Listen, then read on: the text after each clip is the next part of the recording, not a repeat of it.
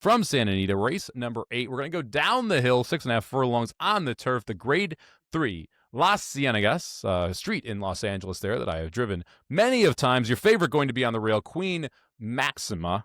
You going to try and beat her, or you throwing her on top, Aaron?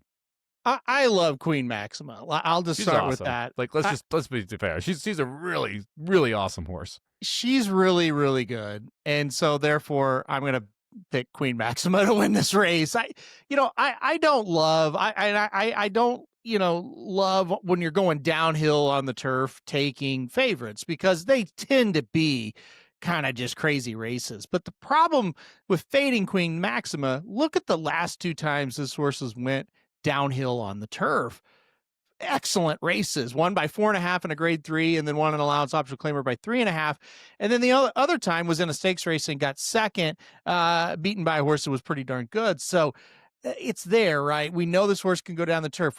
Or downhill on the turf. You look at the form of this horse; it's pretty darn good. Won a stakes race last time out. Then you kind of look, okay, what do the buyers look like, or other numbers that you want to look at? She looks like the fastest horse. So it's boring, but it's Queen Maxima for me. The last 6 times she has faced the ladies sprinting, she has won 6 times, 6 for 6 in those races.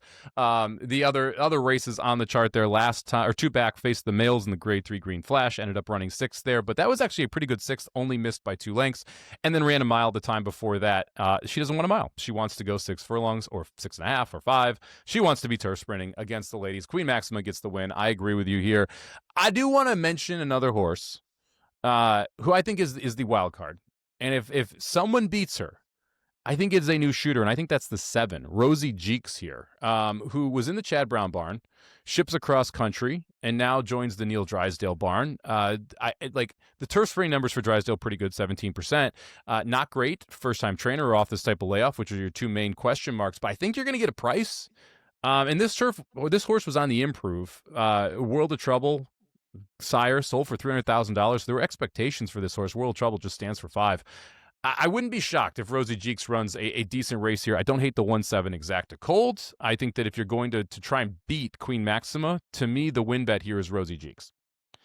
I don't hate it. I looked at this horse for quite a while, and it's not often you see Chad Brown lose a turf horse. But I think it's just, hey, we got to find some spots, and maybe didn't want to run them on the bigger circuits. Or, well, this is a big circuit, but for turf, it's kind of the lower level down from the Naira circuit. So, and that's why I think they went to Monmouth. So I think it was a good move to send Rosy here. So I don't hate it. I really like the 8 Navy Belle, and I know that Navy Belle's been defeated by Queen Maxima, but if you're talking Exacta, I like 1-8. I know that's probably going to be a chalky, but Navy Belle, that horse is pretty consistent too as far as hitting the board. So can't beat Queen Maxima, I don't think, but I like Navy Belle quite a bit as well. Yeah, look, Navy Belle is the logical second place horse. I'm a little bit of an illogical person. I want to try and find prices. So for me, that's why I look to the 7 there. Now, if Queen Maxima loses, it feels like it's because someone goes gate to wire. Who's the speed in this race? Who gets the lead? Is it the 3? I kind of looked at the 3 for a bit because of that. Maybe? But yeah. Maybe. I mean, it seems like it has, he got speed enough to get to the lead in this race. 2 back, ran down the hill and was second pretty much the whole way, and then won. I think it's the 3. I think it might be the 4. Okay. Spicy Bug, who you go back going down the hill, was at least close to a 22:44. You go back to the 6 furlong win at Santa Anita, set the pace 22:44.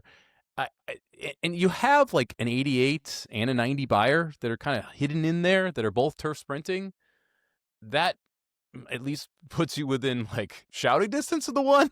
Maybe the 4 gets brave and could do something on the fronts. I think that might be your pace.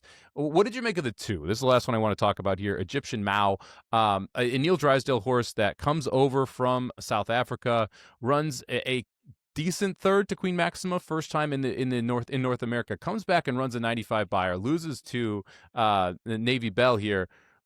But that race competes with everybody else here, and probably better at 6.5, comes back, wins down the hill next time out. Any shot here for the 2 Egyptian Mao? I think there's a shot for sure. I think to your point of like, who's the speed, and we're like, I'm not sure. Well, this horse is gonna need some pace, right? In this race. I mean, this horse just has no early speed. But look, a third, a second, and a first, and 3 starts here in the United States. That's pretty darn good. And I went back and watched the last one specifically because it was down the hill, and I look, the horse ran fine. There's nothing wrong. I just don't think she's as good as Queen Maxima, right? But yeah, I mean, look, if you told me that this horse, hey, I'm going to bet this horse, well, let's see the odds first. I don't, we don't have the morning line obviously yet, but if you get a decent enough price, I wouldn't mind taking a shot. I think you need like 6 or 8 to 1 though. But hey, the horses ran down the hill twice, won on it last time out, and then the first time was down the hill, and that was the first time in the United States. Because so imagine coming over here in your first races down that hill. I mean, that's excusable, right? That the horse got third that day. So, but after that's improved. So yeah, if you get a decent enough price, I don't hate that one. Yeah, interesting betting race because, like, look, if you're playing the multis and you're trying to get prices home, I think you just go 2-4, 2-4-7, and you hope that you beat Queen Maxima. If you're playing a single race and you want to play like a super, I don't hate the idea of just putting Queen Maxima on top and hoping you get, like, if the 7 is 10-1, if the 4 is 20-1, if the 2 is 8-1. Maybe you just put them underneath the 1 and see if you can get a big number home here. The Las Cienegas Stakes on Sunday, race number 8 on the card there on Santa Anita Sunday card. Number 1 Queen Maxima for Aaron, number 1 Queen Maxima for me. But I don't think it's just open and shut. I think you can still bet this race if you want to find ways to attack those single races, or you want to bet multis and try and get around Queen Maxima.